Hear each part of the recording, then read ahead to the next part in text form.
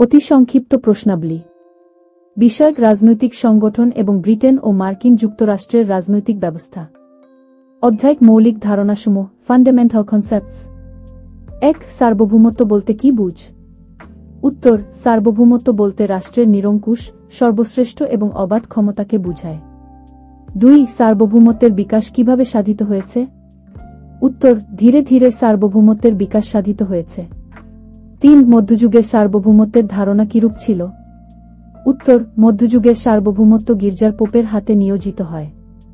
৪. সার্বভৌমত্বের একত্ববাদী মতবাদের মূল কথা কি? উত্তর: সকল ক্ষমতার উৎস হল রাষ্ট্র এবং রাষ্ট্রের অভ্যন্তরে সকল ব্যক্তি, সংঘ ও প্রতিষ্ঠানের উপর রাষ্ট্র কর্তৃত্ব করার অধিকার রাখে। ৫. সার্বভৌমত্ব ছাড়া কোনটি কল্পনা করা যায় না? উত্তর: সার্বভৌমত্ব ছাড়া রাষ্ট্রের অস্তিত্ব কল্পনা করা যায় না। ৬. সার্বভৌমত্বের আধুনিক ধারণা সর্বপ্রথম কোন দেশে জন্মলাভ করে? উত্তর: সার্বভৌমত্বের আধুনিক ধারণা সর্বপ্রথম জন্মলাভ করে ফরাসিতে। ৭. সার্বভৌমিকতার ধারণায় আধুনিক রাষ্ট্রের মূল ভিত্তি গু। উক্তিটি কার? উত্তর: অধ্যাপক গেটেল। ৮. কবে কে সার্বভৌমত্বের ধারণা দেন? উত্তর: 1575 খ্রিস্টাব্দে ডা বোদা সার্বভৌমত্বের ধারণা দেন। ৯. জন অস্টিন তার সার্বভৌমত্ব সংক্রান্ত মতবাদ কোন গ্রন্থে প্রকাশ করেন? উত্তর: লেকচার্স অন জুরিসপ্রুডেন্স নামক গ্রন্থে।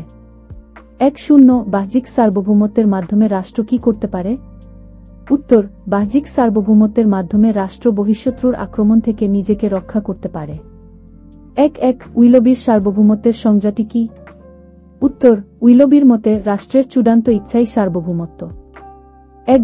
কোন শতাব্দীতে সার্বভৌম ক্ষমতা পরিপূর্ণ রূপ লাভ করে?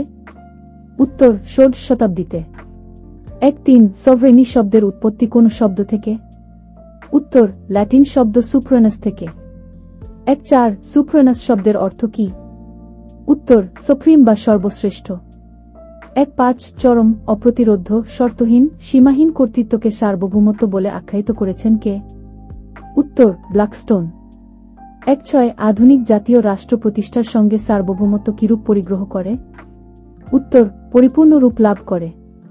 ১. জন অস্টিন কে ছিলেন? উত্তর: একজন ইংরেজ আইন বিশারদ। ১. বহুত্ববাদীদের মতে সার্বভৌম ক্ষমতা কি? উত্তর: বিভাজ্য। ১. বহুত্ববাদী মতবাদের উদ্ভব ঘটে কবে? উত্তর: ঊনবিংশ শতাব্দীতে। ২. সার্বভৌমত্বের বহুত্ববাদী মতবাদের প্রবক্তা কারা? উত্তর: লাস্কি, হাস, বার্কার এবং ম্যাকাইভার। ২. বহুত্ববাদ সার্বভৌম রাষ্ট্রের কি কামনা করে? উত্তর: ধ্বংস। ২. সার্বভৌমত্বের ধারণা ব্যাখ্যা করতে গিয়ে জন অস্টিন কার দ্বারা প্রভাবিত হন? উত্তর: হস এবং বেন্থাম।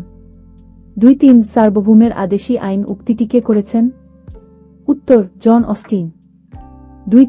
অস্টিনের সার্বভৌমত্ব মতবাদ কেমন? উত্তর: আইনগত মতবাদ। ২. জন অস্টিনের সার্বভৌমত্ব সংক্রান্ত মতবাদকে কি বলা হয়? উত্তর: একত্ববাদী মতবাদ। ২. সার্বভৌমত্বের বহুত্ববাদী মতবাদের মূল কথা কি? উত্তর: ক্ষমতা রাষ্ট্রের অভ্যন্তরে বিভিন্ন সংঘের হাতে নিয়োজিত থাকবে। ২.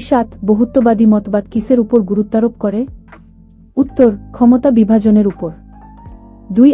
কেন্দ্রীভূত রাষ্ট্রীয় ক্ষমতার বিরুদ্ধে প্রতিক্রিয়া হিসেবে যে মতবাদ গড়ে উঠেছে তা কি? উত্তর: বহুত্ববাদ।